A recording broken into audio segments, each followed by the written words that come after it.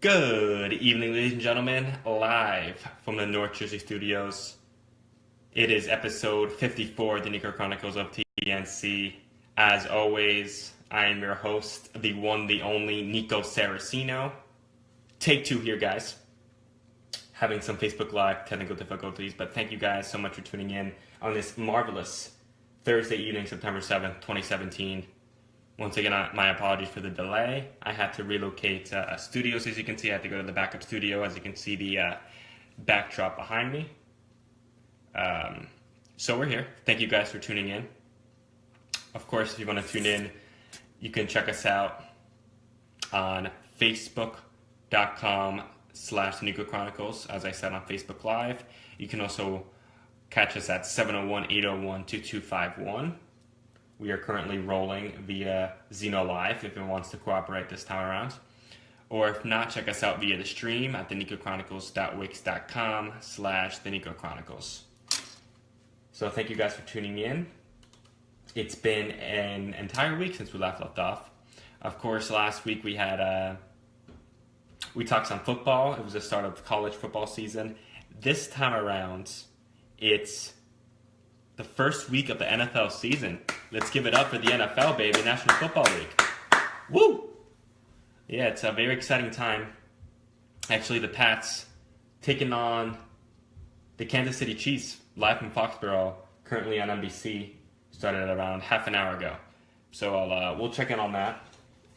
And I did mention via social media on our Facebook page that this episode, you may notice, may be a little shorter than usual. But I wanted to check in with you guys because it has felt like a while. So, first off, congratulations to the Argentinian, or the Argentine as some people say, Juan Martín del Potro. If you guys follow tennis, the U.S. Open over in Flushing Meadows, NYC, Del Potro actually defeated Nadal, I'm sorry, I'm getting ahead of myself, Roger Federer, who is currently a number 3 seed in the tournament. He defeated him 7-5, 6-3, 7-6, 6-4. As according to Reuters, set to be a thrilling matchup, which was yesterday, Wednesday afternoon. So Del Potro, as I said, he will be facing the number 1 seed in the semifinals, Rafael Nadal, so that'll be a good matchup. Federer reportedly didn't want to use it as an excuse, but he did have back issues. He's been missing warm-ups for the U.S. Open these past few weeks of the tournament. He had that problem going into the tournament, as I said, so obviously that could have played a factor too, but nonetheless a good matchup. You look at Del Potro, number 28 world ranking, 19 career titles. He actually did win the U.S. Open one time, which was back in 2009, so 8 years ago. And it's interesting, I was talking about this with my family earlier. Just, I guess the guy's size and his, he's a long, lanky player. I don't know what it is. I thought he was, in his mid-30s. This guy is only 28 years old, approaching his 29th birthday, I believe, this month. 6'6". That's a large frame, to be covering the whole tennis court. So that's an advantage. As I said, lanky, long legs, lots of height. So that came into play. In front of a crowd of 23,000 plus. So it's going to be an exciting matchup in that quarterfinal. See what happens. If you guys are interested in catching that is tomorrow, actually. So that's Friday, September 8th, 5:30 p.m. Eastern Time. For those of you who want to catch it. So check your local listings for details. I believe it's on ESPN, if I'm not mistaken. But go ahead and check your local listings for that. So I wanted to shed some light on that because I did share that on social media. I was very happy to see that representing my culture. I am Argentinian through my parents, so shout out to Argentina for repping. Because for those of you soccer fans, they did not do too well on Tuesday against Venezuela. The Argentinian men's soccer national team, in pretty much a must-win for 2018 World Cup qualifiers in Russia, they tied with Venezuela. Okay, and for those of you who do follow international soccer, especially, and at least in South America, you need to finish in the top 4 in South America to qualify. Now, they don't have that many matches left. They're playing Peru in October. And a tie gets you a point in the standings. That's not going to do anything. That's not going to cover any ground for you. they needed a W, so we'll see if they can pull it out because, again, there's 4 teams in front of them right now. So interesting if you're an Argentina fan, if you're following that. Now, a look at Kansas City. Please wait a moment. I look at Kansas City, New England, actually. Right now, the Patriots are winning 13-0.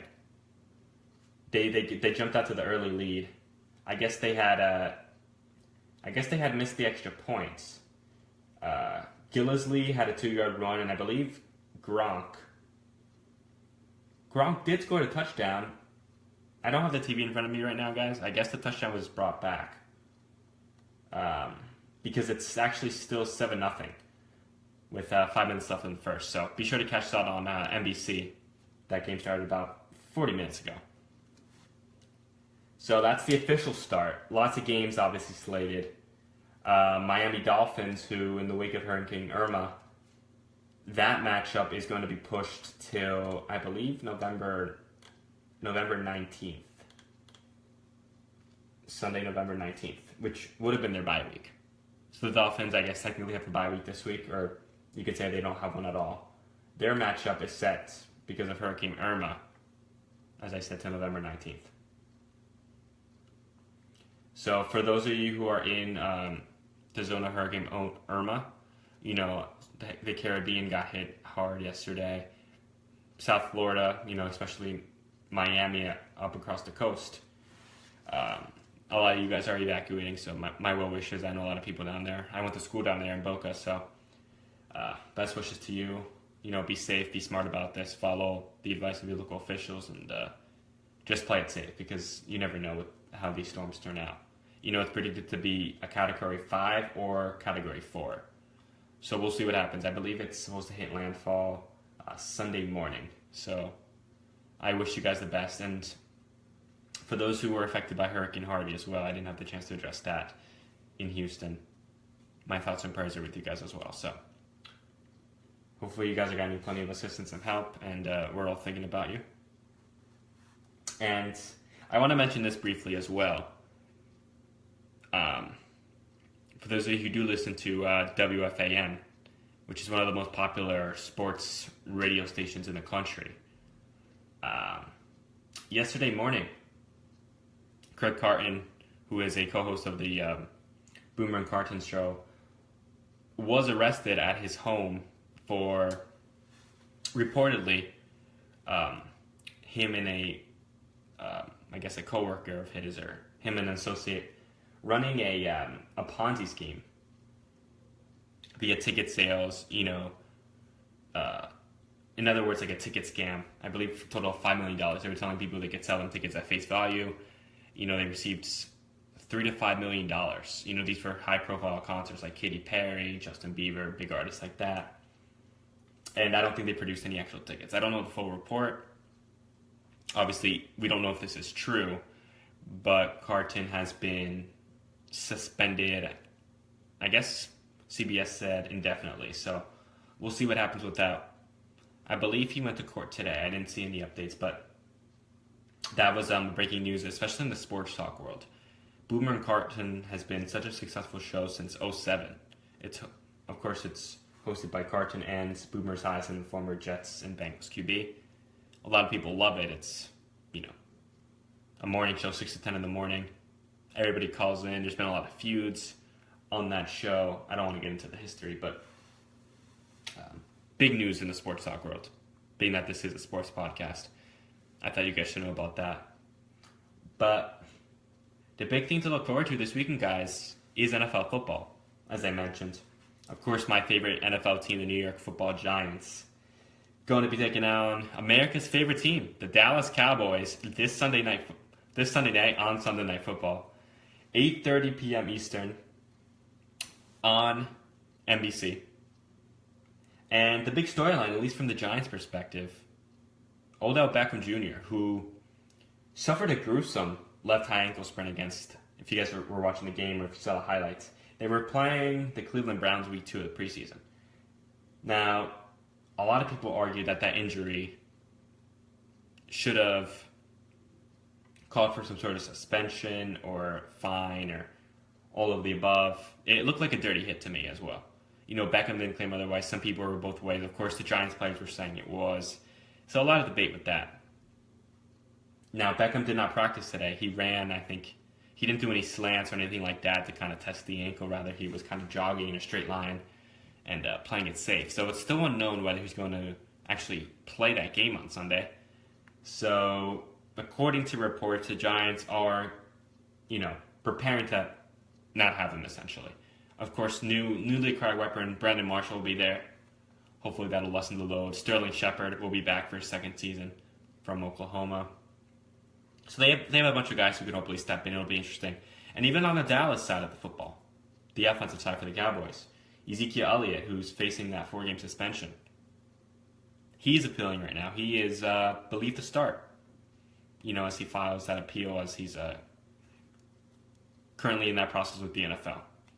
So it'll be interesting to see what transpires there. And various other games, but those are the main ones of interest.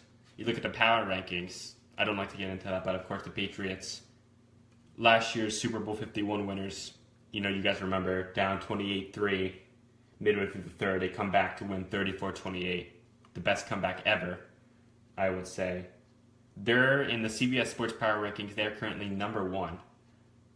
Just to add a little context, Giants are number 6, I believe, and the Cowboys are 10, off the top of my head.